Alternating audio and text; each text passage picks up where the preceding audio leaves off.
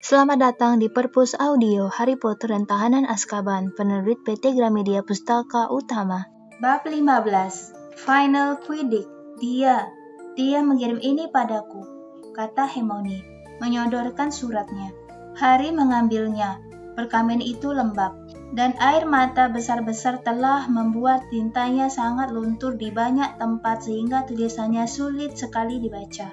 Dear Hermione, kami kalah. Aku diizinkan bawa dia pulang ke Hogwarts. Hari hukuman akan ditentukan. Becky senang di London. Aku tak akan lupakan semua bantuan yang kau berikan kepada kami, Hagrid. Mereka tak boleh lakukan ini, kata Harry. Tak boleh. Buckbeak tidak berbahaya. Ayah Malfoy sudah membuat komite ketakutan sehingga memutuskan begitu, kata Hermione, menyeka matanya. Kau tahu dia seperti apa? Anggota komite itu orang-orang tua bodoh dan mereka ketakutan. Tapi akan ada naik banding, selalu ada. Hanya saja, aku tak melihat ada harapan.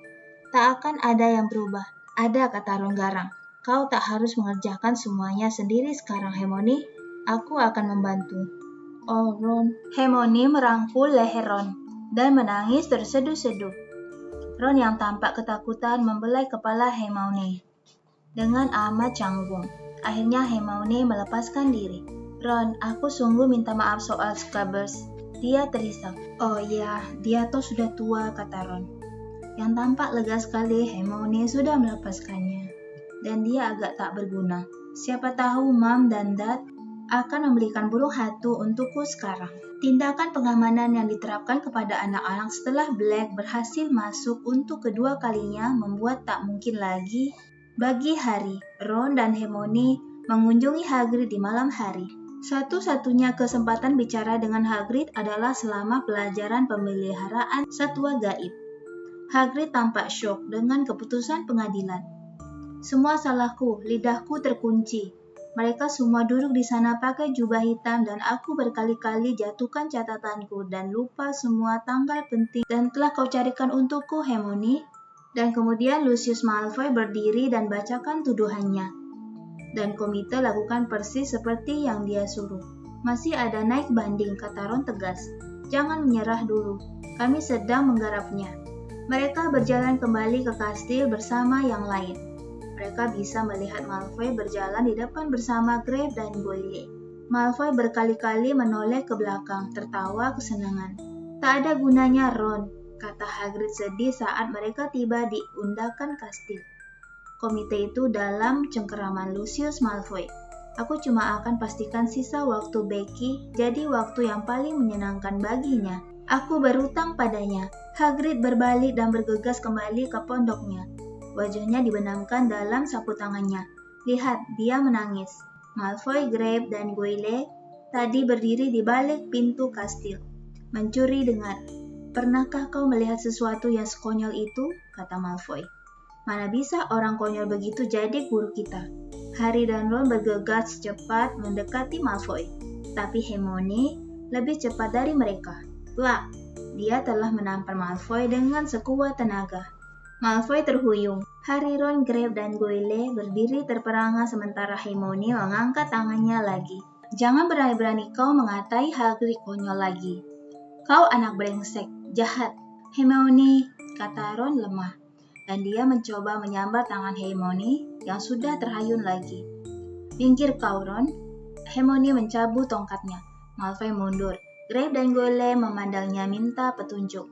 Keduanya tampak kebingungan. Ayo, Malfoy bergumam.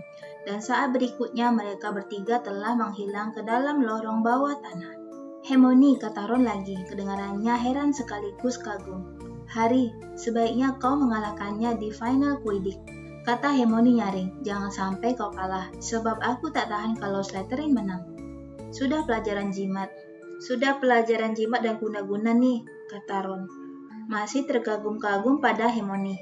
Sebaiknya kita berangkat sekarang. Mereka bergegas menaiki tangga bola menuju ke kelas Profesor Flitwick. Kalian terlambat anak-anak, kata Profesor Flitwick mencela. Ketika Harry membuka pintu kelas. Cepat masuk, keluarkan tongkat. Kita mencoba jampi jenaka hari ini. Yang lain sudah dibagi berpasang-pasangan. Harry dan Ron bergegas ke tempat duduk paling belakang dan membuka tas mereka. Ron menoleh ke belakang. Kemana si Hermione? Harry ikut mencari. Hermione tidak masuk kelas, padahal Harry tahu Hermione berada di sebelahnya ketika dia membuka pintu kelas.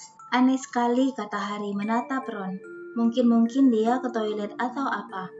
Tetapi Hermione tidak muncul sampai pelajaran berakhir. Dia perlu jampi jenaka juga, kata Ron. Ketika anak-anak meninggalkan kelas untuk makan siang, semua nyengir lebar. Jampi jenaka membuat mereka semua merasa puas dan senang. Hermione juga tidak muncul untuk makan siang. Saat mereka menghabiskan pai apel mereka, pengaruh jampi jenaka sudah mulai pudar, dan Harry serta Ron sudah agak cemas. Menurutmu, mungkinkah Malfoy melakukan sesuatu kepadanya? Tanya Ron cemas. Ketika mereka bergegas ke menara Gryffindor, mereka melewati satpam troll dan menyebutkan kata kunci kepada si Nyonya Gemuk, Flibber Tigibet, lalu memanjat lubang lukisan masuk ke ruang rekreasi. Hermione duduk di depan salah satu meja, tidur pulas. Kepalanya terbaring di atas buku aritmansi yang terbuka. Harry dan Ron duduk di sebelah kanan kirinya. Harry menjawilnya untuk membangunkannya. Apa? Kata Hermione. Terbangun kaget dan memandang berkeliling dengan panik. Sudah waktunya berangkat. Pelajaran apa kita sekarang? Ramalan, tapi masih 20 menit lagi, kata Harry. Hermione, kenapa kau tidak ikut jimat dan guna-guna? Apa? Oh tidak, pekik Hermione. Aku lupa ikut jimat dan guna-guna. Tapi bagaimana kau bisa lupa, kata Harry. Kau bersama kami sampai kita tiba di depan kelas. Aku tak percaya, Hermione meratap. Apakah Profesor Flitwick marah? Oh, gara-gara Malfoy. Aku memikirkan dia dan lupa segalanya. Tahu tidak, Hermione, kata Ron. Menunduk menatap buku aritmansi besar yang digunakan Hermione sebagai bantal. Menurutku kau kecapekan, kau bekerja terlalu keras. Tidak, kata Hermione, menyibakkan rambut dari matanya dan memandang berkeliling dengan putus asa mencari tasnya. Aku cuma teledor, cuma itu. Sebaiknya aku menemui Profesor Flitwick dan minta maaf. Sampai ketemu di ramalan. Hermione bergabung dengan mereka di kaki tangga yang menuju kelas Profesor Trelawney. 20 menit kemudian, dia tampak sangat resah. Aku tak mengerti bagaimana aku bisa tidak ikut jampi jenaka. Berani taruhan pasti nanti keluar waktu ujian. Profesor Flitwick memberi isyarat ini mungkin keluar. Bersama-sama mereka menaiki tangga masuki ruang menara yang remang-remang dan pengap. Di atas setiap meja kecil ada bola kristal penuh kabut putih berkilau bagai mutiara. Harry, Ron, dan Hermione duduk di meja reot yang sama. Kupikir kita baru akan belajar bola kristal semester yang akan datang, gumam Ron. Memandang berkeliling dengan waspada. Siapa tahu Profesor Trelawney ada di dekat situ. Jangan mengeluh, ini berarti kita sudah selesai mempelajari rajah tangan. Harry balas bergumam. Aku sudah muak melihatnya berjengit setiap kali dia melihat tanganku. Selamat siang anak-anak, sapa suara sayup-sayup yang sudah mereka kenal. Dan seperti biasanya, Profesor Trelawney muncul secara dramatis dari dalam keremangan. Parvati dan Lavender bergidik saking senangnya. Wajah mereka bersinar tertimpa cahaya dari bola kristal mereka. Aku memutuskan untuk memperkenalkan bola kristal lebih awal dari yang kurencanakan semula, kata Profesor Trelawney. Seraya duduk membelakangi perapian dan memandang berkeliling. Takdir telah memberitahuku bahwa ujian kalian dalam bulan Juni ini akan ada hubungannya dengan bola kristal, dan aku ingin sekali memberi kalian cukup latihan. Hermione mengendus. Yang benar saja, takdir memberitahunya. Siapa sih yang membuat soal ujiannya? Dia kan? Sungguh ramalan yang luar biasa, katanya, tanpa berusaha memelankan suaranya. Susah menduga apakah Profesor Trelawney mendengarnya, karena wajahnya tersembunyi dalam keremangan. Meskipun demikian, Profesor Trelawney melanjutkan, seakan dia tidak mendengar.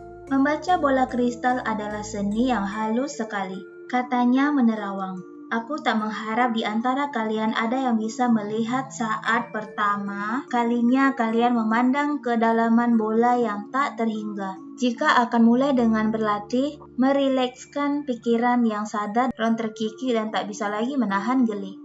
dan terpaksa menjejalkan kepalanya ke dalam mulut untuk meredam kikiknya. Untuk membersihkan mata batin dan pikiran bawah sadar. Mungkin, kalau kita beruntung, beberapa dari kalian bisa melihat sebelum akhir pelajaran. Maka begitulah mereka mulai hari paling tidak merasa tolol sekali, memandang kosong pada bola kristal, berusaha mengosongkan pikirannya. Sementara pikiran-pikiran seperti ini perbuatan tolol, tak berhentinya melintas. Yang membuat lebih parah lagi, Ron berulang-ulang terkikik tertahan dan Hermione terus-menerus bercekaka. Sudah lihat sesuatu? Harry menanyai mereka. Setelah selama 1/4 jam memandang bola kristal dalam diam. Ya, ada noda bekas terbakar di meja ini, kata Ron sambil menunjuk. Ada anak yang lilinnya pernah jatuh. Sungguh buang-buang waktu, desis Hermione. Aku bisa berlatih sesuatu yang berguna. Aku bisa mengejar ketinggalan jampi jenaka. Profesor Trelawney berjalan melewati mereka. Apakah ada yang ingin kubantu menafsirkan tanda-tanda berkabut dalam bolanya? Dia bergumam di tingkah gemercing gelang-gelangnya. Aku tak perlu bantuan, bisik Ron. Sudah jelas apa artinya ini. Akan ada banyak kabut malam ini. Harry dan Hermione meledak tertawa. Astaga, kata Profesor Trelawney sementara semua kepala menoleh ke arah mereka. Parvati dan Lavender tampak ngeri. Kalian mengganggu getaran kekuatan nujum. Profesor Trelawney mendekat dan mengamati bola kristal mereka. Hati Harry mencelos. Dia yakin betul apa yang akan terjadi. Ada sesuatu di sini, Profesor Trelawney berbisik, mendekatkan wajahnya ke bola kristal, sehingga bola itu dipantulkan 2 kali di kacamatanya yang lebar. Ada yang bergerak, tapi apa itu? Harry siap mempertaruhkan segala miliknya, termasuk firebolt-nya. Bahwa yang akan dikatakan Profesor Trelawney bukan berita bagus. Benar saja. Nak, Profesor Trelawney mendesah, menatap Harry. Tampak di sini, lebih jelas daripada sebelumnya. Nak, mengendap-endap mendekatimu, semakin dekat. Sigr, astaga, kata Hermione keras. Jangan grim konyol itu lagi. Profesor Trelawney mengangkat matanya yang besar memandang Hermione. Parvati membisikkan sesuatu kepada Lavender. Lalu mereka berdua ikut membelala kepada Hermione. Profesor Trelawney menegakkan diri, mengawasi Hermione dengan kemarahan yang tampak jelas. Terpaksa kukatakan bahwa dari saat pertama kau masuki kelas ini, Nak, jelas bahwa kau tidak memiliki apa yang dituntut oleh seni agung ramalan. Terus terang saja, belum pernah aku punya murid yang pikirannya begitu biasa. Sekejap ruangan hening, kemudian, baiklah, kata Hermione tiba-tiba, sambil bangkit dan menjejalkan menyingkap kabut masa depan ke dalam tasnya. Baiklah, dia mengulangi, mengayunkan tas ke atas bahunya, dan menabrak Ron sampai nyaris terjatuh dari kursinya. Aku menyerah, aku tidak ikut lagi. Dan seluruh kelas terkesima melihat Hermione berjalan ke pintu tingkap, menendangnya sampai terbuka, dan menuruni tangga menghilang dari pandangan. Butuh beberapa menit sebelum kelas bisa tenang lagi. Profesor Trelawney tampaknya sudah lupa sama sekali akan Grim. Dia mendadak berbalik dari meja Ron dan Harry, bernapas agak berat sementara mengencangkan sal tipis ke tubuhnya. Oh, kata Lavender tiba-tiba, membuat semua orang kaget. Oh, Profesor Trelawney, saya baru ingat. Anda sudah melihatnya meninggalkan kelas, kan? Betul kan, Profesor? Menjelang Paskah, salah satu dari kita akan meninggalkan kita selamanya.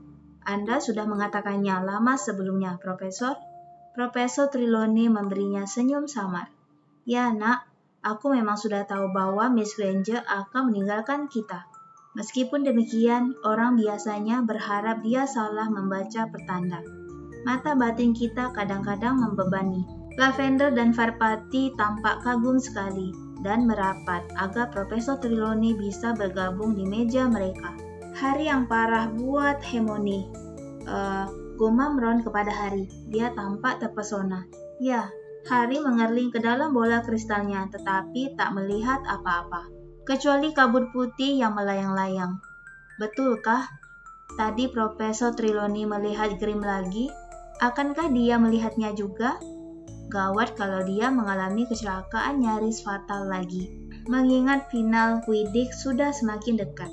Liburan Paskah tak bisa disebut santai. Murid-murid kelas 3 belum pernah mendapat PR sebanyak itu.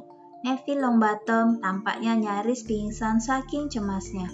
Dan dia bukan satu-satunya yang begitu. Yang begini ini mana bisa disebut liburan. Seamus Finnegan menggerung di dalam ruang rekreasi pada Sabtu sore. Ujian kan masih lama, kerajinan amat sih mereka. Tapi tak ada yang tugasnya sebanyak Hermione, bahkan tanpa pelajaran ramalan. Dia mengambil lebih banyak mata pelajaran dibanding teman-temannya.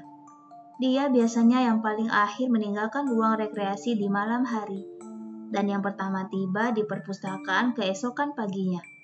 Di bawah matanya sekarang ada lingkaran-lingkaran hitam seperti lupin, dan dia tampaknya terus-menerus mau menangis. Ron sudah mengambil alih tanggung jawab untuk naik banding soal Buckbeak. Kalau tidak mengerjakan tugas-tugasnya, dia tekun membaca buku-buku tebal dengan judul-judul seperti buku pasangan psikologi, Hipogrif dan Unggas atau Buas, telaah tentang kebrutalan Hipogrif. Begitu asyiknya Ron sampai dia lupa bersikap sangat pada Crookshank. Harry sementara itu harus menyempat-nyempatkan diri membuat PR di sela-sela latihan-latihan Quidditch-nya setiap hari. Belum lagi diskusi tentang taktik yang tak ada habis-habisnya dengan Wood. Pertandingan Gryffindor Slytherin akan berlangsung pada Sabtu pertama setelah liburan Paskah. Slytherin sementara ini unggul dalam turnamen dengan tepat 200 angka. Ini berarti seperti yang tak bosan-bosannya diingatkan Wood pada timnya, bahwa mereka perlu memenangkan pertandingan dengan melebihi angka itu untuk memperoleh piala. Itu juga berarti bahwa beban kemenangan paling berat jatuh ke pundak Harry, karena menangkap Snape bernilai 150 angka. Jadi kau baru boleh menangkapnya kalau kita sudah unggul lebih dari 50 angka. Wood tak henti-hentinya mengingatkan Harry. Hanya kalau kita sudah menang lebih dari 50 angka. Harry, kalau tidak kita memenangkan pertandingan. Tetapi kehilangan piala. Kau paham kan? Kau baru boleh menangkap Snape kalau kita. Aku tahu Oliver, teriak Harry. Seluruh penghuni Gryffindor terobsesi oleh pertandingan yang akan berlangsung. Gryffindor belum pernah memenangkan pertandingan lagi sejak si seeker legendaris Charlie Weasley, kakak tertua kedua Ron, meninggalkan tim. Tetapi Harry sangsi apakah ada di antara mereka. Bahkan Wood yang punya keinginan menang sebesar dirinya. Kebencian di antara Harry dan Malfoy telah mencapai puncaknya.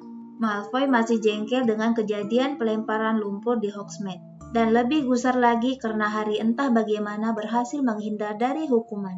Harry belum pernah lupa usaha Malfoy menyabotasenya dalam pertandingan melawan Ravenclaw. Tetapi masalah Buckbeak lah yang membuatnya paling bertekad untuk mengalahkan Malfoy di depan seluruh sekolah. Seingat anak-anak, belum pernah ada saat menjelang pertandingan yang suasananya setegang itu. Seusai liburan, tegangan di antara kedua tim dan asrama masing-masing sudah sedemikian rupa sehingga bisa meledak setiap saat. Gesekan-gesekan kecil terjadi di koridor-koridor, memuncak dengan insiden tak menyenangkan yang diakhiri dengan anak kelas 4 Gryffindor dan anak kelas 6 Slytherin dibawa ke rumah sakit dengan daun-daun bawang bermunculan dari dalam telinga mereka. Harry sendiri kerepotan menghadapi berbagai gangguan. Dia tak bisa berjalan ke kelas tanpa anak-anak Slytherin. Menjulurkan kaki berusaha menjegalnya. Crabbe dan Goyle selalu muncul kemanapun Harry pergi dan menyingkir dengan kecewa ketika melihat Harry dikerumuni anak-anak. Wood telah memberi instruksi agar Harry selalu ditemani kemanapun dia pergi. Siapa tahu anak-anak Slytherin akan melakukan sesuatu yang membuat Harry tak bisa ikut bertanding. Semua penghuni Gryffindor menyambut tantangan ini dengan sangat antusias, sehingga tak mungkin bagi Harry tiba di kelasnya tepat waktu. Karena dia selalu dikelilingi serombongan besar anak-anak yang bising. Harry sendiri lebih mencemaskan keselamatan firebolt-nya daripada dirinya sendiri. Kalau tidak sedang dipakai terbang, Harry menyimpannya dalam kopernya yang terkunci. dan dia sering berlari pulang ke menara Gryffindor pada jam istirahat untuk mengecek apakah sapunya masih ada. Semua kegiatan yang biasa dalam ruang rekreasi Gryffindor ditinggalkan pada malam sebelum pertandingan. Bahkan Hermione pun meninggalkan buku-bukunya. "Aku tak bisa belajar, aku tak bisa konsentrasi," katanya tegang. Suasana bising sekali. Fred dan George Weasley mengatasi stres mereka dengan jalan berteriak lebih keras dari biasanya dan bergembira secara berlebihan. Oliver Wood membungkuk di atas maket lapangan Quidditch di sudut, mendorong-dorong boneka-boneka kecil di lapangan itu dengan tongkatnya, dan bergumam sendiri. Angelina, Alicia, dan Katie tertawa mendengar gurauan George. Harry duduk bersama Ron dan Hermione, jauh dari pusat keramaian, berusaha tidak memikirkan esok hari, karena setiap kali dia teringat pertandingan, ada sensasi mengerikan seakan sesuatu yang sangat besar mendesak ingin keluar dari perutnya. "Kau akan baik-baik saja," kata Hermione meskipun dia sendiri tampak ngeri. "Kau kan punya firebolt," kata Ron. "Ya," kata Harry, perutnya melilit. Lega sekali rasanya ketika Wood tiba-tiba berdiri dan berteriak, "Seluruh anggota tim, tidur!" Tidur Harry tak nyenyak. Mula-mula dia bermimpi dia bangun kesiangan. Dan Wood berteriak-teriak, "Di mana kau?" "Kami terpaksa memakai Neville." Kemudian dia bermimpi bahwa Malfoy dan anggota tim Slytherin lainnya datang ke pertandingan naik naga. Harry sedang terbang secepat mungkin, berusaha menghindari semburan api dari mulut tunggangan Malfoy. Ketika dia sadar dia lupa tidak naik firebolt-nya. Harry terjatuh dari angkasa dan terbangun dengan kaget. Baru beberapa detik kemudian Harry sadar bahwa pertandingan belum dimulai, bahwa dia aman berada di tempat tidurnya, dan bahwa tim Slytherin jelas tidak diizinkan bermain dengan naik naga. Harry merasa haus sekali, sebisa mungkin tidak membuat suara. Harry turun dari tempat tidurnya dan menuang air dari teko perak di bawah jendela. Di luar sunyi dan tenang. Tak ada angin yang menggoyang pucuk-pucuk pohon di hutan terlarang. Dedalu perkasa tak bergerak dan tampak tak berbahaya. Kelihatannya kondisi pertandingan kali ini sempurna. Harry menaruh pialanya dan baru akan kembali ke tempat tidurnya ketika matanya menangkap sesuatu. Ada binatang berkeliaran di lapangan rumput yang berkilau keperakan. Harry melesat ke meja di sebelah tempat tidurnya, menyambar kacamatanya dan memakainya. Kemudian bergegas kembali ke jendela. Tak mungkin itu Grim. Tidak sekarang. Tidak tepat sebelum pertandingan.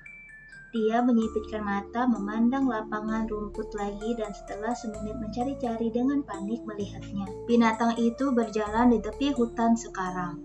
Dia sama sekali bukan Grim, melainkan seekor kucing. Harry mencekram ambang jendela dengan lega ketika dia mengenali ekor sikat botolnya.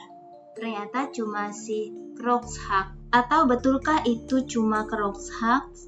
Harry menyipitkan mata, menempelkan hidungnya sampai rata ke kaca. Crookshanks kelihatannya berhenti.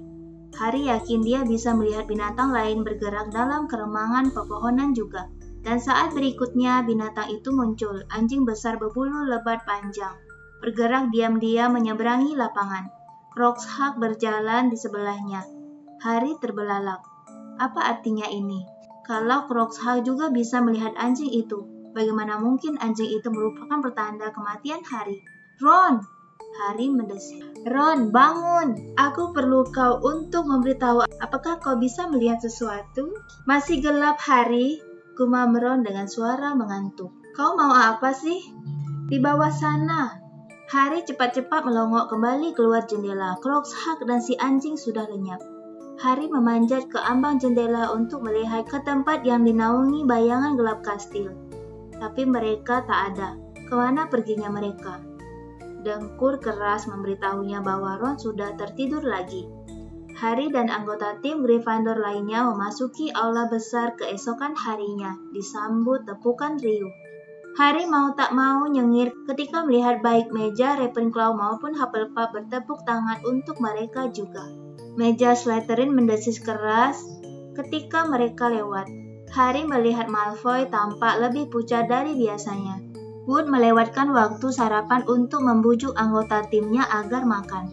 Sementara dia sendiri tak menyentuh apa-apa. Kemudian dia menyuruh mereka buru-buru ke lapangan. Sebelum yang lain selesai sarapan, agar mereka mendapat gambaran kondisi lapangan. Ketika mereka meninggalkan aula besar, semua bertepuk tangan lagi. Semoga sukses Hari, seru Cho-chang. Hari merasa wajahnya merona merah. Oke, tak ada angin. Matahari sedikit kelewat terang. Ini bisa menyesatkan pandanganmu, jadi hati-hati. Lapangan cukup keras. Bagus, jejakan kita bisa keras. Wood berjalan mengelilingi lapangan, memandang berkeliling, diikuti anggota timnya.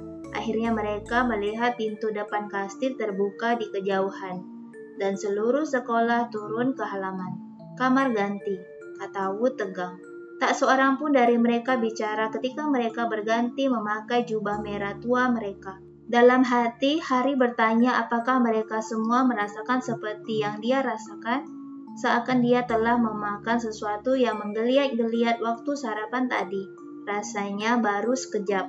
Wood telah berkata, "Oke, sudah waktunya, kita berangkat." Mereka memasuki lapangan di tengah gelombang kebisingan. 3/4 penonton memakai mawar merah, melambaikan bendera-bendera merah dengan lambang singa Gryffindor, dan mengacung-acungkan spanduk dengan slogan-slogan seperti "Ayo Gryffindor" atau "Singa memang juara." Meskipun demikian, di belakang tiang gawang Slytherin, 200 orang memakai jubah hijau, ular perak Slytherin berkilauan di bendera-bendera mereka. Dan Profesor Snape duduk di baris paling depan, memakai jubah hijau seperti yang lain, dan senyumnya sangat suram. "Dan ini dia Gerbu Gryffindor," teriak Lee Jordan, yang bertindak sebagai komentator seperti biasanya. Potter, Bell, Johnson, Spinnet, Weasley, dan Wood dikenal luas sebagai tim terbaik yang pernah dilihat Hogwarts selama beberapa tahun. Komentar Lee tenggelam oleh gelombang dari ujung Slytherin. Dan sekarang muncul regu Slytherin, dipimpin oleh Kapten Flynn. Dia telah membuat beberapa perubahan dalam urutan, dan tampaknya memilih berdasarkan ukuran bukannya kemampuan. Terdengar lebih banyak dari rombongan Slytherin. Meskipun demikian, Harry beranggapan pendapat Lee ada benarnya. Malfoy adalah orang terkecil dalam regu ini. Sisanya semuanya bertubuh besar-besar sekali. "Kapten, silahkan jabat tangan," kata Madam Hawk. Flynn dan Wood saling mendekat dan saling menggenggam tangan kuat-kuat. Kelihatannya masing-masing sedang berusaha mematahkan jari-jari lawannya. "Naik ke sapu kalian," kata Madam Hawk. 3, 2, 1. Tiupan peluitnya lenyap ditelan sorakan penonton ketika 14 sapu mengangkasa. Harry merasakan rambutnya tersibak dari dahinya. Ketegangannya sirna dalam kegairahan terbang. Dia memandang berkeliling, melihat Malfoy membuntutinya, dan mempercepat laju sapunya untuk mencari Snape. Dan bola di tangan Gryffindor. Alicia Spinnet dari Gryffindor memegang Quaffle, meluncur lurus menuju gawang Slytherin. "Bagus sekali Alicia." "Ah, sayang sekali." Quaffle direbut oleh Warrington. Warrington dari Slytherin membelah lapangan sasaran Bludger, yang tepat sekali dari George Weasley. Warrington menjatuhkan Quaffle-nya, ditangkap oleh Johnson. Bola kembali di tangan Gryffindor. "Ayo Angelina," berkelit cantik menghindari Montague tunduk. "Angelina ada Bludger." Gol! Dia berhasil memasukkan bola. 10-0 untuk Gryffindor. Angelina meninju udara sementara dia melesat mengelilingi ujung lapangan. Lautan merah di bawahnya bersorak kegirangan. "Oh!" Angelina nyaris terlepas dari sapunya ketika Marcus Flynn menabraknya. "Sorry," kata Flynn. Sementara penonton di bawah beruhu marah. "Sorry, aku tidak lihat dia." Saat berikutnya, Fred Weasley telah mengarahkan pemukul pitanya ke belakang kepala Flynn. Hidung Flynn menabrak gagang sapunya sampai berdarah. "Cukup," pekik Madam Hawk, meluncur di antara mereka. "Penalti untuk Gryffindor karena serangan tanpa sebab kepada cheeser mereka. Penalti untuk Slytherin karena serangan sengaja kepada cheeser mereka." "Jangan begitu dong, Miss," gerung Fred. Tetapi Madam Hawk meniup peluitnya dan Alicia terbang maju untuk melakukan penaltinya. Ayo Alicia, teriak Lee memecah keheningan yang telah menyelimuti penonton. Ya, dia mengalahkan si Skipper. 20-0 untuk Gryffindor. Harry membelokkan firebolt-nya dengan tajam untuk melihat Flynn, yang masih berdarah, maju ke depan untuk melakukan penalti bagi Slytherin. Wood berjaga di depan gawang Gryffindor, rahangnya terkatup rapat. Tentu saja Wood kiper hebat, Lee Jordan memberitahu penonton. Sementara Flynn menunggu peluit Madam Hawk. Hebat, sulit ditembus. Sungguh sulit ya, aku tak percaya. Wood menyelamatkan gawang Gryffindor. Lega Harry terbang menjauh, memandang berkeliling mencari Snape. Tetapi tetap memastikan dia mendengar semua komentar Lee. Dia harus menjauhkan Malfoy dari Snape-nya sampai Gryffindor sudah unggul lebih dari 50 angka. Bola di tangan Gryffindor, bukan di tangan Slytherin, bukan. Kembali bola di tangan Gryffindor. Berhasil direbut Katie Bell. Katie Bell dari Gryffindor memegang Quaffle. Dia meluncur ke gawang, itu sengaja. Montagu Chaser Slytherin memotong di depan Katie. Tapi alih-alih merebut Quaffle, dia malah menyambar kepala Katie. Katie jungkir balik di udara. Berhasil bertahan di atas sapunya, tetapi Quaffle-nya terjatuh. Fluid Madam Hawk berbunyi lagi sementara dia terbang ke arah mantiku dan memarahinya. Menit berikutnya, Katie berhasil memasukkan bola penalti melewati kiper Slytherin. 30-0. Rasain, dasar licik, kasar. Jordan, kalau kau tak bisa berkomentar tanpa memihak, saya mengomentari sesuai yang terjadi, Profesor. Harry merasakan entakan kuat kegairahan. Dia telah melihat Snape berpendar berkilauan di kaki salah satu tiang gawang Gryffindor. Tetapi dia belum boleh menangkapnya. Dan jika Malfoy melihatnya, berpura-pura mendadak berkonsentrasi. Harry memutar firebolt-nya dan meluncur menuju gawang Slytherin. Berhasil. Malfoy meluncur mengejarnya. Rupanya mengira Harry melihat Snape di sana. Wush! Salah satu belajar berdesing melewati telinga kanan Harry. Hasil pukulan bitter raksasa Slytherin. Derik saat berikutnya. Wush! Belajar kedua menyerempet siku Harry. Bitter satunya, Boleh, bergerak ke arahnya. Sekilas Harry melihat Boleh dan Derek meluncur ke arahnya. Pemukul mereka terangkat. Harry mengarahkan firebolt-nya ke atas pada detik terakhir. Akibatnya, Boleh dan Derek bertabrakan dengan bunyi mengerikan. Haha, pekik Lee Jordan. Ketika kedua bitter Slytherin saling menjauh, memegangi kepala masing-masing. Sakit ya? Kalian harus lebih gesit dari itu kalau mau mengalahkan firebolt. Dan bola kembali di tangan Gryffindor setelah Johnson berhasil merebut Quaffle. Flynn merendenginya. Sodok matanya. Angelina, cuma bergurau. Profesor, cuma bergurau. Oh tidak, Flynn berhasil merebut bola. Flynn terbang ke gawang Gryffindor. Ayo Wood, selamatkan. Tetapi Flynn berhasil mencetak gol. Terdengar sorakan riuh dari anak-anak Slytherin. Dan Lee mengumpat-ngumpat keras. Sehingga Profesor McGonagall berusaha menjauhkan megafon sihir darinya. Maaf Profesor, maaf. Tak akan terjadi lagi. Jadi Gryffindor masih unggul. 30-10. Dan bola di tangan Gryffindor. Pertandingan itu menjadi pertandingan paling kotor yang pernah diikuti Harry. Slytherin yang berang karena Gryffindor berhasil memimpin sejak awal, menggunakan segala cara untuk merebut Quaffle. Boleh memukul Alicia dengan pemukulnya dan berkilah bahwa dia mengira Alicia itu belajar. George Weasley menyikut wajah Boleh sebagai alasan.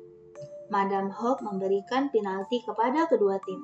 Dan Wood kembali berhasil menyelamatkan gawangnya dengan spektakuler. Sehingga angka menjadi 40-10 untuk Gryffindor. Snape telah lenyap lagi. Malfoy masih tetap menempel Harry yang melayang di atas pertandingan. Mencari-cari Snape begitu Gryffindor unggul 50 angka, Katie mencetak gol 50-10. Fred dan George Weasley terbang mengelilingi Katie, berjaga kalau ada anak Slytherin yang mau membalas dendam. Bole dan Derek menggunakan kesempatan absennya Fred dan George ini untuk mengarahkan kedua belajar kepada Wood. Kedua bola itu susul-menyusul menghantam perut Wood. Dan Wood bersuling di udara, mencengkeram sapunya, amat kesakitan. Madam Hawk marah sekali. Kalian dilarang menyerang kiper kecuali Quaffle ada di area gol. Dia berteriak kepada Bole dan Derek. Penalti untuk Gryffindor. Dan Angelina berhasil masukkan bola. 60-10. Beberapa saat kemudian Fred Weasley menghantam belajar ke arah Warrington, membuat Quaffle terlepas dari tangannya. Alicia menyambarnya dan memasukkannya ke gawang Slytherin. Anak-anak Gryffindor di bawah berteriak-teriak sampai serak. Gryffindor sudah unggul 60 angka.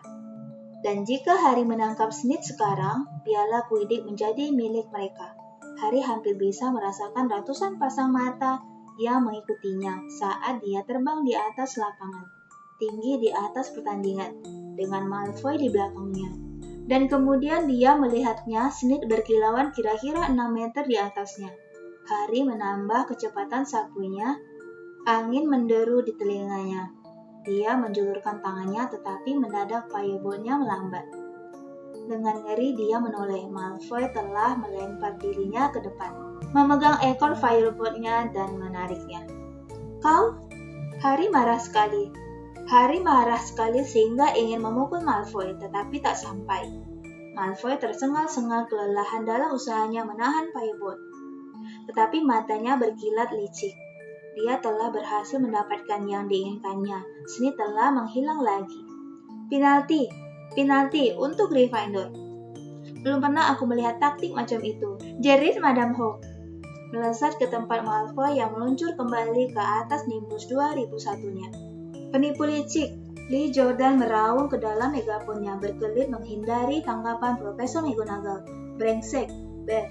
Profesor McGonagall tidak menegurnya. Dia bahkan mengacung-acungkan tinjunya ke arah Malfoy. Topinya merosot dan dia juga berteriak-teriak marah. Alicia melakukan penalti. Tetapi saking jengkelnya, bolanya meleset semeter lebih. Tim Gryffindor kehilangan konsentrasi. Sebaliknya Slytherin yang menang. Dengan kelicikan Malfoy terhadap Harry semakin bersemangat. Slytherin memegang bola. Slytherin menuju gol. Montagu berhasil memasukkan bola. Lee mengeluh. 70-20 untuk Gryffindor. Harry sekarang mengawasi Malfoy begitu dekat, sehingga lutut mereka berkali-kali bergesekan. Harry tak akan membiarkan Malfoy berada dekat Snape. Minggir, Potter! Teriak Malfoy frustasi.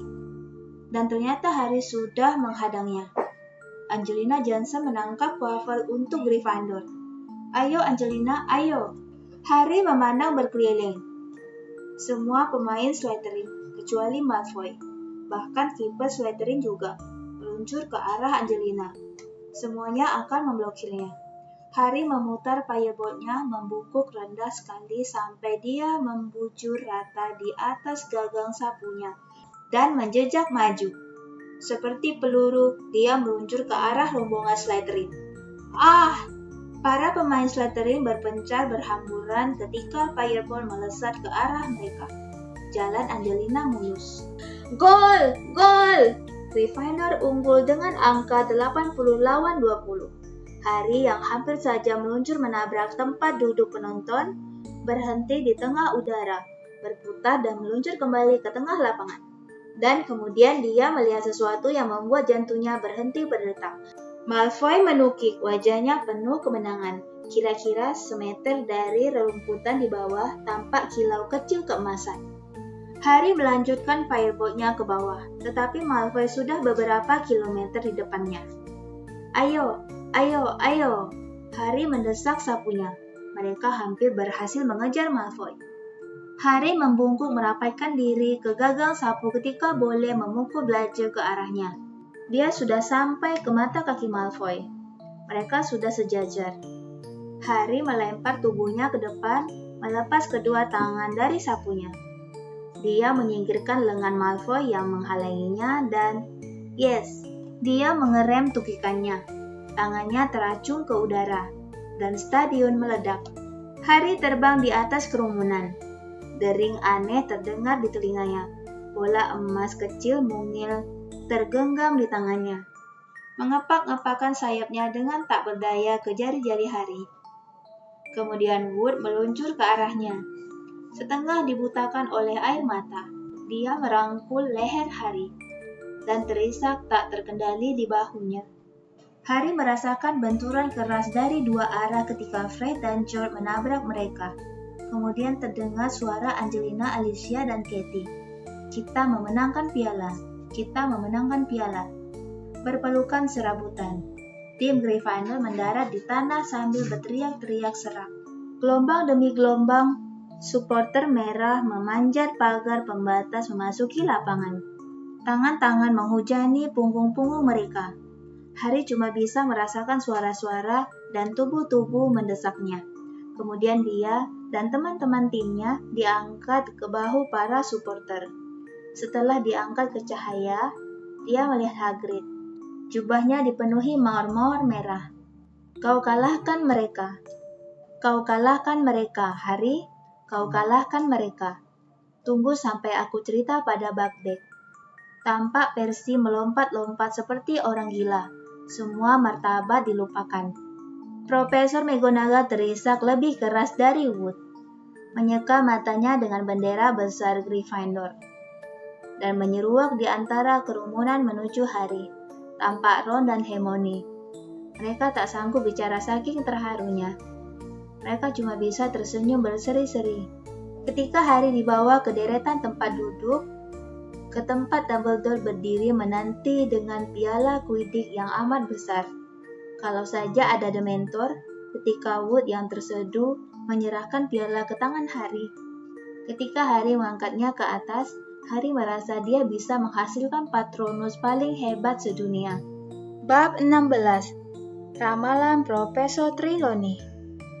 Kegembiraan Harry karena berhasil memenangkan piala Quidditch berlangsung kira-kira seminggu. Bahkan cuaca seperti ikut merayakan kemenangan ini. Menjelang bulan Juni, langit bersih tak berawan dan hawa menjadi panas serta pengap. Yang ingin dilakukan anak-anak hanyalah berjalan-jalan di halaman dan duduk-duduk di atas rumput sambil membawa beberapa liter jus labu kuning. Mungkin bermain gobstone dengan santai atau menonton cumi-cumi raksasa mengambang mencari hawa di tengah danau. Tetapi mereka tak bisa melakukannya, ujian hampir tiba. Dan alih-alih bermalas-malasan di luar, anak-anak terpaksa tinggal di dalam kastil, berusaha memaksa otak mereka untuk berkonsentrasi. Sementara aroma musim panas yang menggiurkan masuk melalui jendela. Bahkan Fred dan George Weasley tampak belajar. Mereka sebentar lagi akan ujian Ordinary Wizarding Levels, atau level sihir umum. Percy mempersiapkan diri untuk menghadapi Newt. Newt memang semacam kadal air. Tetapi dalam hal ini, Newt adalah Nestle Exhausting Wizarding Test, atau ujian sihir yang luar biasa melelahkan. Kualifikasi tertinggi yang ditawarkan Hogwarts. Karena Percy ingin masuk ke Kementerian Sihir, dia perlu mendapat nilai-nilai top. Dia menjadi cepat marah dan memberikan hukuman berat kepada siapa saja mengganggu ketenangan ruang rekreasi di sore hari. Satu-satunya orang yang lebih tegang dari Percy adalah Hermione. Harry dan Ron sudah menyerah. Tak pernah bertanya lagi bagaimana Hermione bisa ikut beberapa mata pelajaran dalam waktu yang bersamaan. Tetapi mereka tak tahan lagi ketika melihat jadwal ujian yang telah dibuat Hermione sendiri. Deret pertama berbunyi. Senin, pukul 9 aritmansi. Pukul 9 transfigurasi, makan siang. Pukul 1 Jumat dan Pukul 1 jimat dan guna-guna. Pukul 1 rune kuno. Hermione, Ron berkata hati-hati karena Hermione cenderung meledak jika diganggu hari-hari ini. Apakah kau yakin mau menyalin jadwal ini dengan benar? Apa? Sentak Hermione. Seraya mengambil jadwalnya dan mengamatinya. Ya, tentu saja. Apakah ada gunanya bertanya bagaimana kau bisa ikut dua ujian pada saat yang bersamaan? Tanya Harry. Tidak, tukas Hermione pendek. Apakah kalian melihat buku numerologi dan gramatikaku? Oh ya, Aku meminjamnya untuk bacaan sebelum tidur, kata Ron. Tetapi amat pelan. Hermione mulai menggeser-geser tumpukan perkamen di atas mejanya, mencari-cari buku itu. Saat itu terdengar gesekan di jendela, lalu Hedwig terbang masuk. Paruhnya menggigit surat erat-erat. Dari Hagrid, kata Harry, merobek sampulnya. Banding Buckbeak. Sudah ditentukan tanggal 6, itu hari terakhir ujian kita, kata Hermione, masih mencari-cari buku aritmansinya. Dan mereka akan datang ke sini untuk melakukannya, kata Harry, masih membaca suratnya. Seorang petugas dari Kementerian Sihir dan Algojo. Hermione mendongak kaget. Mereka membawa Algojo untuk naik banding, itu kan sepertinya mereka sudah mengambil keputusan. Ya, kata Harry perlahan. Tidak bisa, gerung Ron. Aku sudah melewatkan berabad-abad membaca bahan-bahan untuk naik bandingnya. Mereka tak bisa mengabaikannya begitu saja. Tetapi Harry punya dugaan mengerikan bahwa Komite Pemunahan Satwa Berbahaya sudah mengambil keputusan. Dipengaruhi oleh Tuan Malfoy, Draco yang tampak jelas lesu sejak kemenangan Gryffindor dalam final Quidditch beberapa hari kemudian sudah pongah lagi. Dari komentar-komentar mencemooh yang didengar Harry, Malfoy yakin Buckbeak akan dibunuh, dan Malfoy kelihatan senang sekali dialah penyebabnya. Hanya dengan susah payah Harry berhasil menahan diri tidak meniru Hermione memukul Malfoy dalam kesempatan-kesempatan ini. Dan yang paling parah dari semuanya, mereka tak punya waktu maupun kesempatan untuk menengok Hagrid, karena peraturan pengamanan baru yang ketat masih tetap diberlakukan. Dan Harry tak berani mengambil jubah gaibnya dari bawah si nenek sihir bermata satu. Minggu ujian mulai dan keheningan tak wajar menyelimuti kastil. Murid-murid kelas 3 keluar dari transfigurasi pada jam makan siang hari Senin dengan lemas dan wajah pucat. Membandingkan hasil dan mengeluhkan sulitnya tugas yang diberikan kepada mereka, yang mencakup mengubah teko-teh menjadi kura-kura. Hermione membuat teman-temannya jengkel dan meributkan bagaimana kura-kuranya tampak lebih menyerupai penyu air. Padahal yang lain jauh lebih parah dari itu. Punyaku ekornya masih cerah teko, mengerikan sekali. Apakah kura-kura bisa mengeluarkan asap kalau bernapas? Punggungnya masih bergambar pohon tedalu. Menurutmu apakah nilaiku akan dikurangi karena ini? Kemudian setelah makan siang yang terburu-buru, mereka kembali ke atas lagi untuk ujian jimat dan guna-guna. Hermione benar, Profesor Flitwick menguji mereka dengan jampi jenaka. Hermione melakukannya secara berlebihan, karena dia tegang. Akibatnya Ron, yang menjadi partnernya, tertawa histeris tak henti-hentinya dan harus dibawa ke kelas kosong untuk menenangkan diri. Dan baru sejam kemudian dia sendiri bisa melakukan jampi jenakanya. Seusai makan malam, anak-anak bergegas kembali ke ruang rekreasi masing-masing. Bukan untuk bersantai, melainkan untuk mulai belajar pemeliharaan satwa gaib, ramuan, dan astronomi. Hagrid memberikan ujian pemeliharaan satwa gaib dengan pikiran tidak berkonsentrasi keesokan paginya. Pikirannya sama sekali tidak pada ujian itu. Dia menyediakan satu bak besar penuh cacing plover segar dan memberitahu murid-muridnya bahwa untuk bisa lulus cacing plover harus masih hidup setelah lewat 1 jam. Karena cacing plover tumbuh paling subur kalau dibiarkan saja. Ini ujian paling mudah yang mereka hadapi. Dan juga memberi Harry, Ron, dan Hermione banyak kesempatan untuk bicara dengan Hagrid. Becky agak stres, kata Hagrid kepada mereka, membungkuk rendah pura-pura memeriksa apakah cacing plover Harry masih hidup. Terlalu lama dikurung, tapi kita akan tahu lusa bagaimana nasibnya. Mereka ujian ramuan sore itu yang merupakan bencana besar. Bagaimanapun Harry berusaha, dia tak bisa membuat larutan linglungnya mengental. Dan Snape yang berdiri mengawasi dengan sikap puas dan senang, menuliskan sesuatu yang mencurigakan seperti angka 0 sebelum dia pergi. Kemudian tibalah saat ujian astronomi di tengah malam di atas menara yang paling tinggi. Dalam ujian sejarah sihir pada hari Rabu pagi, Harry menuliskan segala sesuatu yang pernah diceritakan Florian Fortescue kepadanya. tentang pemburuan para penyihir di abad pertengahan. Sementara dalam hati ingin sekali rasanya makan es krim kelapa kacang Fortescue di dalam kelas yang gerah itu. Rabu sore berarti herbologi. Dalam rumah-rumah kaca di bawah siraman cahaya matahari yang panas membara, kemudian kembali ke ruang rekreasi sekali lagi dengan tengkuk merah panas terbakar sinar matahari. Membayangkan betapa asiknya besok malam ketika semua ini sudah berlalu. Ujian kedua sebelum yang terakhir pada hari Kamis pagi adalah pertahanan terhadap ilmu hitam. Profesor Lupin telah menyiapkan ujian paling luar biasa bagi mereka. Berbagai rintangan di udara terbuka. Mereka harus berjalan mengarungi kolam dalam yang berisi grindilong. Lewati lubang-lubang berisi red cup. Berjalan dengan susah payah menyeberangi rawa. Mengabaikan petunjuk menyesatkan dari Hengkipang.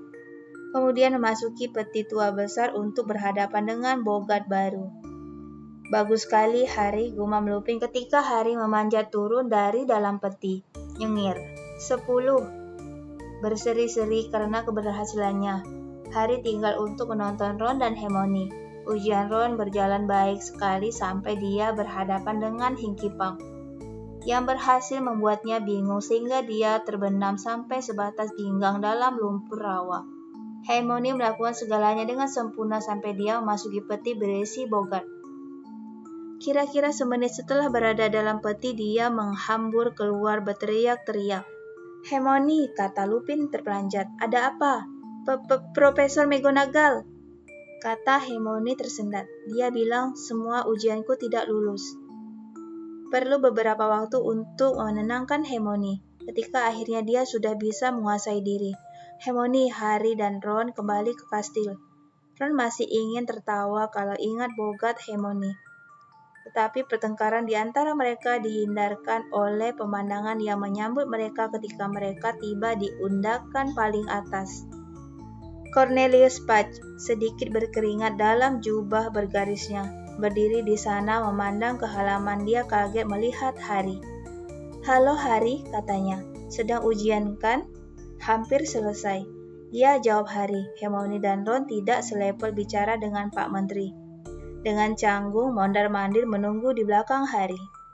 Hari yang indah, kata Fudge, memandang danau. Sayang. Dia menghela napas dalam-dalam dan menunduk memandang Harry. Aku di sini untuk tugas yang tidak menyenangkan, Harry. Komite Pemunahan Satwa Berbahaya memerlukan saksi untuk pembantaian hipogrif gila. Mengingat aku perlu mengunjungi Hogwarts untuk mengecek perkembangan masalah Black. Aku diminta menjadi saksi. Apakah itu berarti bandingnya sudah selesai? Ron maju menyelah. Belum. Bandingnya dijadwalkan sore ini, kata Fudge, memandang Ron dengan ingin tahu. Kalau begitu Anda belum tentu harus menyaksikan pembantaian, ujar Ron tegas. Siapa tahu hipogrif itu bebas. Sebelum Fudge bisa menjawab, dua penyihir muncul dari pintu kastil di belakangnya. Salah satunya sudah tua sekali sehingga tampak merendah di depan mata mereka. Satunya lagi tinggi tegap, dengan kumis hitam tipis. Harry menyimpulkan mereka petugas-petugas Komite Pemunahan Satwa Berbahaya. Karena penyihir yang sudah tua renta memandang ke arah pondok Hagrid dan berkata dengan suara lemah, Wah, aku sudah terlalu tua untuk urusan begini. Pukul 2 kan, Fudge? Si laki-laki berkumis hitam mengeluh sesuatu di pinggangnya. Harry memandang ke arah itu dan melihat ibu jari laki-laki itu mengelus mata kapak yang tajam berkilau. Ron membuka mulut untuk mengatakan sesuatu, tapi Hermione menyikut rusuknya dengan keras dan mengedikkan kepalanya ke arah aula depan. Kenapa kau menyetopku? Kata Ron gusar ketika mereka memasuki aula besar untuk makan siang.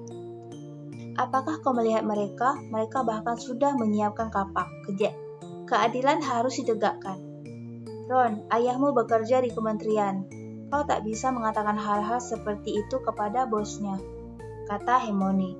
Tapi Hermione sendiri tampak sangat cemas. Asal Hagrid bisa tenang kali ini dan mengajukan pembelaannya dengan benar, tak mungkin mereka membantai Buckbeak.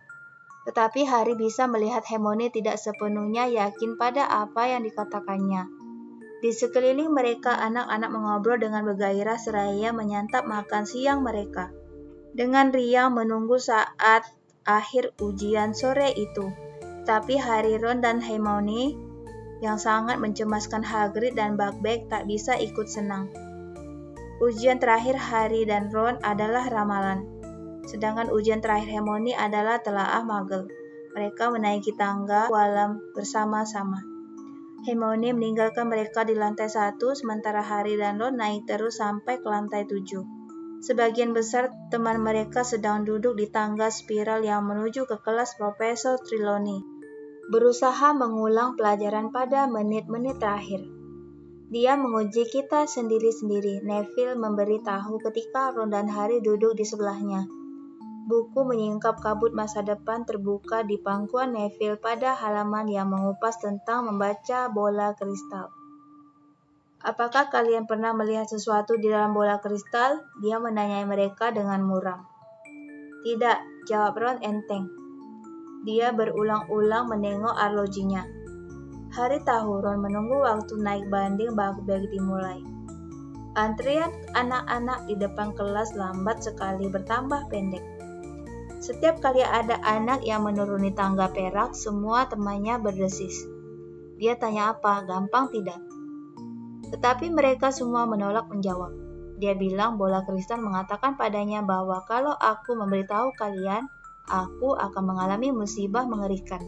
Cicit Neville ketika dia menuruni tangga menuju Harry dan Ron, yang sekarang sudah sampai di kaki tangga. Bagus sekali, dengus Ron. Tahu tidak, aku mulai berpikir bahwa benar juga pendapat Hermione tentang dirinya. Ron mengacungkan ibu jarinya ke pintu tingkap di atas.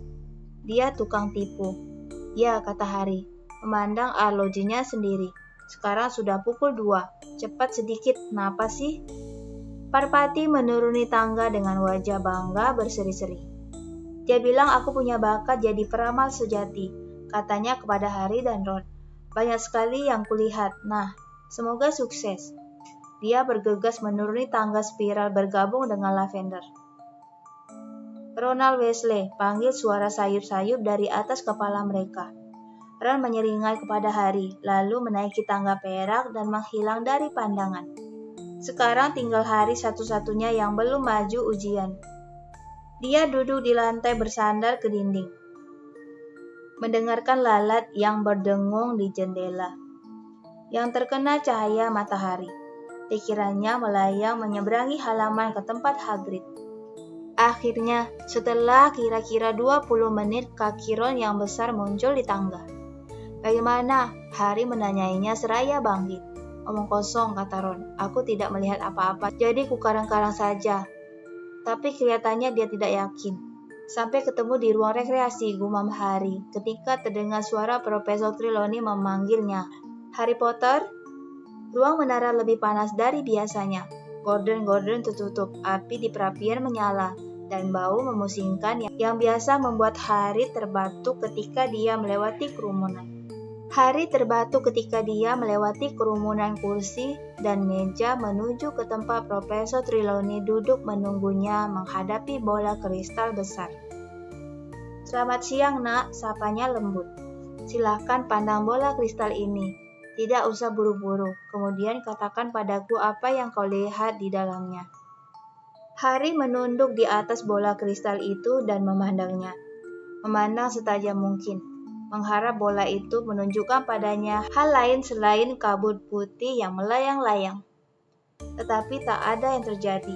Bagaimana? Profesor Trelawney memancingnya dengan halus. Apa yang kau lihat? Panasnya ruangan tak tertahankan dan hidungnya pedas gara-gara asap beraroma yang menguar dari perapian di sebelah mereka. Harry teringat apa yang dikatakan Ron dan memutuskan untuk berbohong. Kata Harry, sosok gelap. Seperti apa sosok itu? Bisik Profesor Trelawney. Coba pikirkan. Harry memutar otak dan berpikir olehnya Buckbeak. Hipogrif, katanya tegas. Wah, bisik Profesor Trelawney.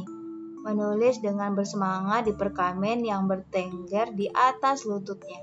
Nak, kau mungkin bisa melihat hasil akhir sengketa Hagrid yang malang dengan Kementerian Sihir. Lihat dengan teliti. Lihat dengan teliti, apakah si hipogrif kelihatannya masih ada kepalanya? Masih, jawab Harry tegas. Kau yakin? Profesor Trelawney mendesaknya. Apakah kau yakin betul, nak? Kau tidak melihat hipogrif itu menggeletak di tanah? Mungkin, dan ada sosok samar mengangkat kapak di belakangnya. Tidak, kata Harry, mulai merasa agak mual. Tak ada darah, tak ada Hagrid yang menangis. Tidak, kata Harry lagi. Sudah ingin sekali meninggalkan kelas dan udara yang panas itu. Hipogrif itu kelihatannya masih baik-baik saja. Dia terbang pergi.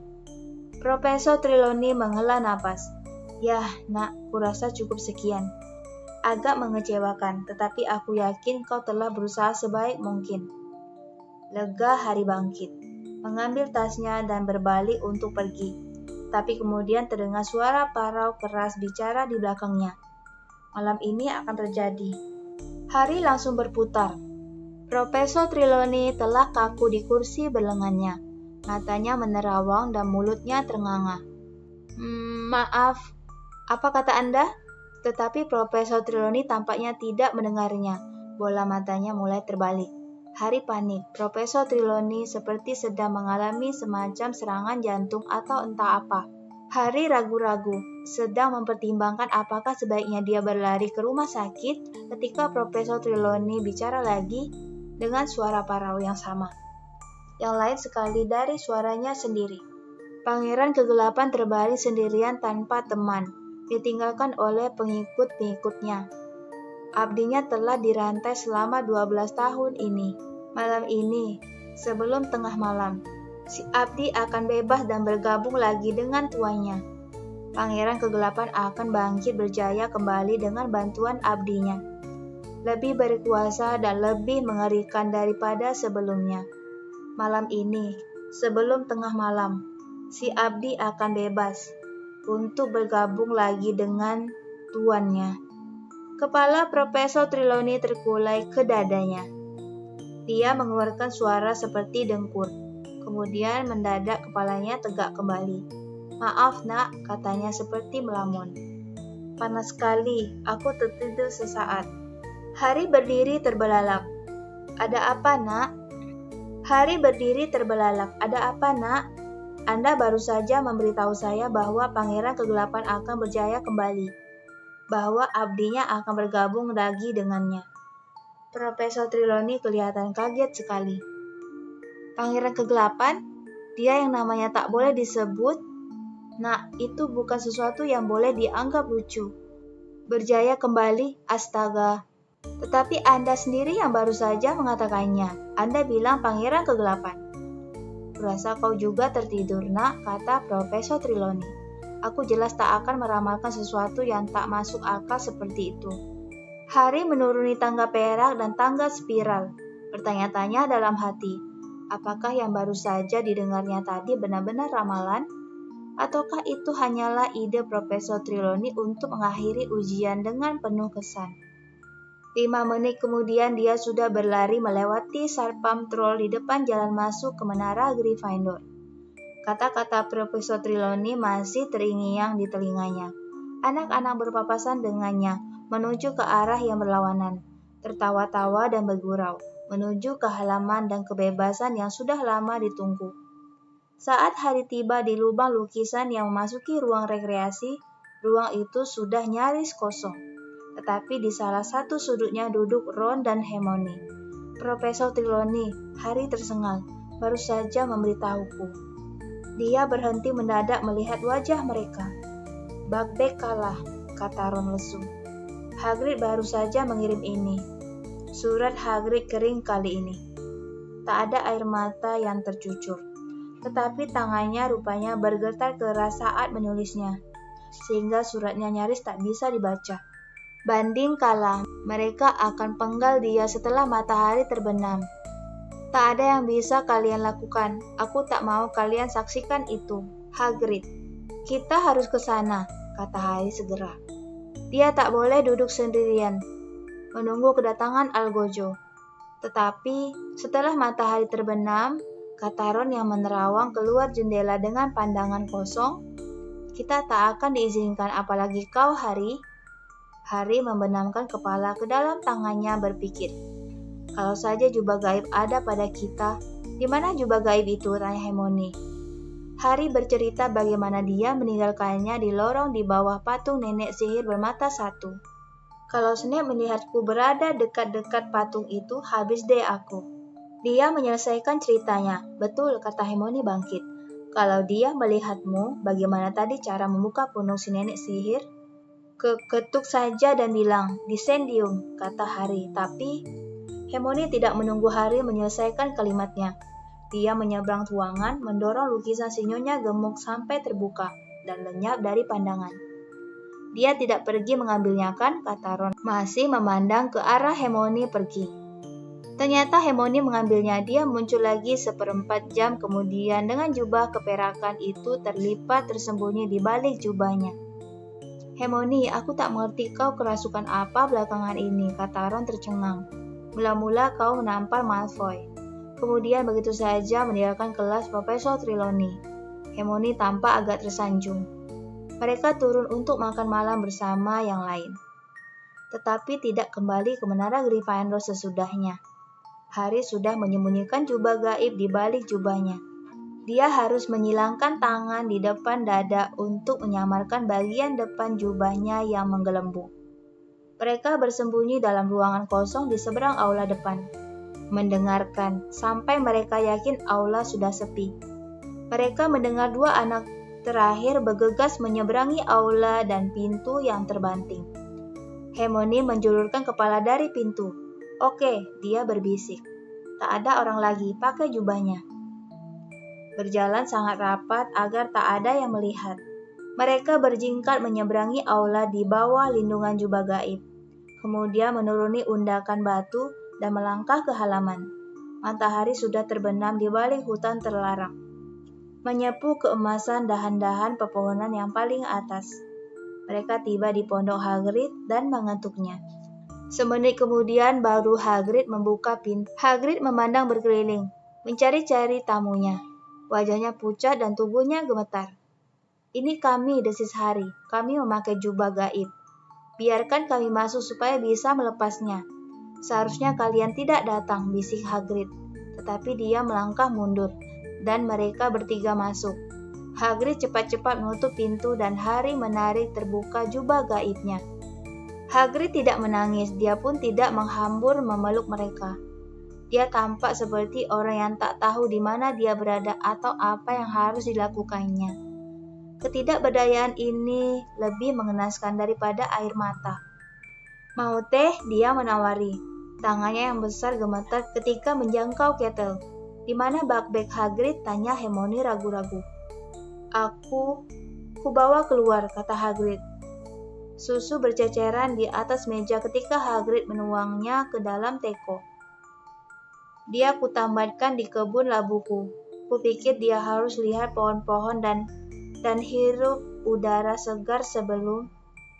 Tangan Hagrid bergetar begitu kerasnya sehingga teko susu terlepas dari pegangannya dan pecah berkeping-keping di lantai.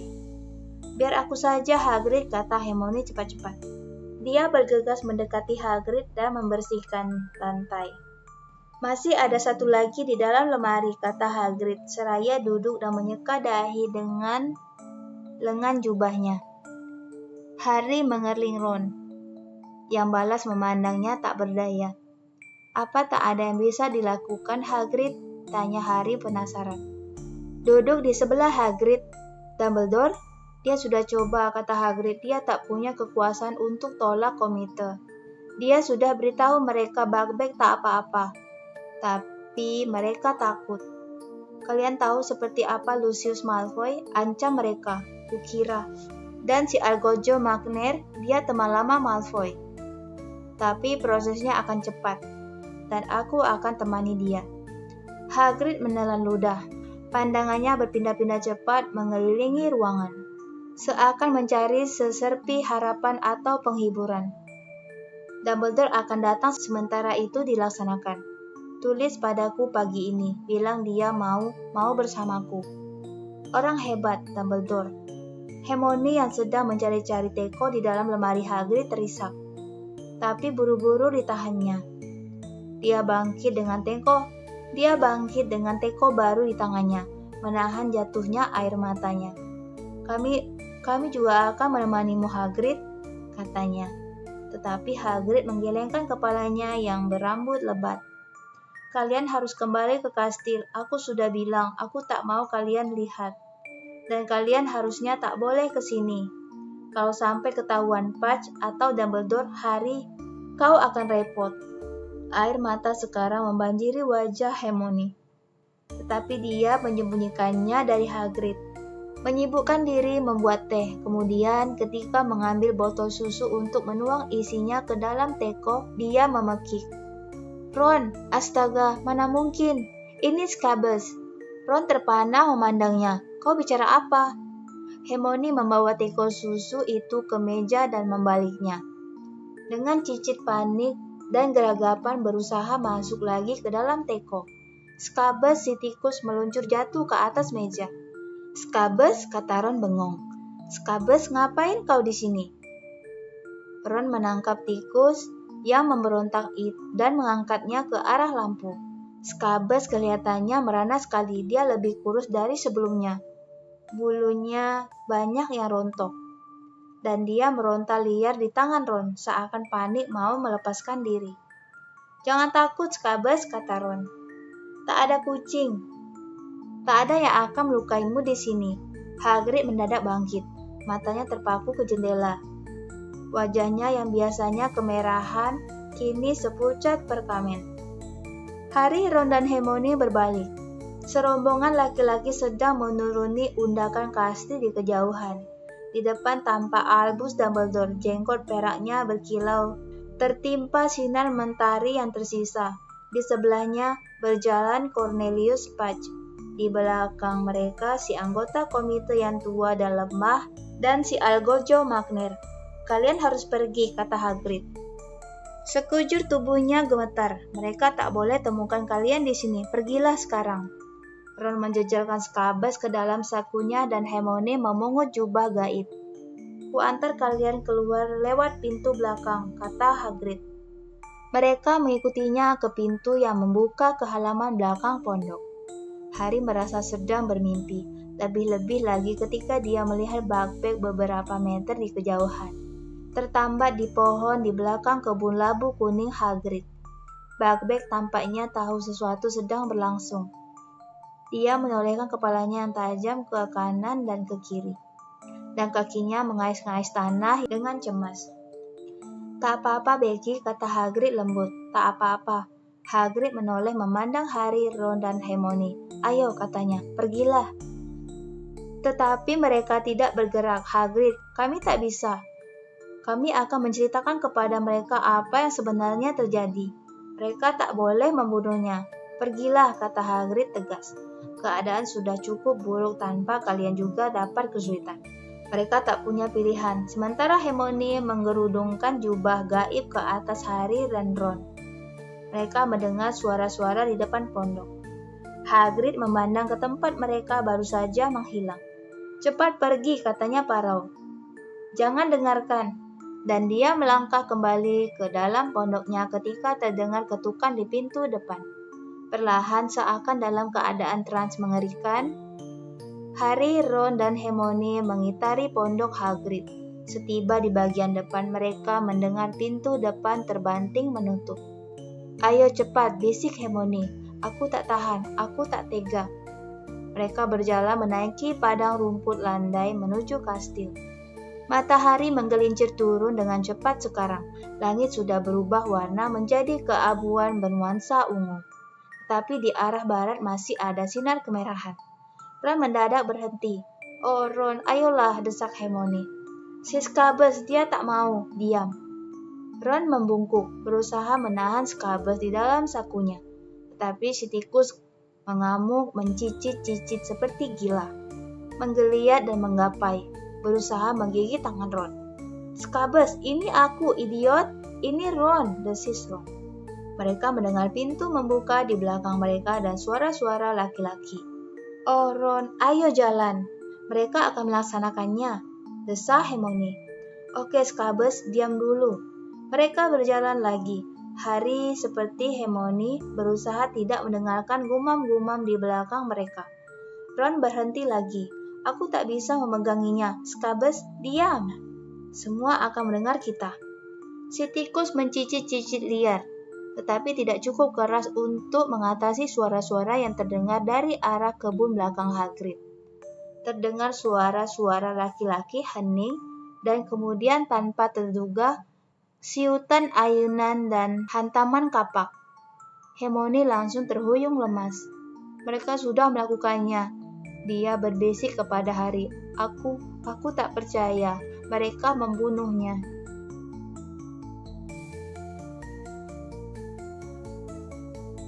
Terima kasih sudah mengunjungi channel Audio Perpus. Berikan saran dan komen, dan kamu juga bisa request buku cerita apa yang ingin aku bacakan. Sampai jumpa di Audio Perpus selanjutnya.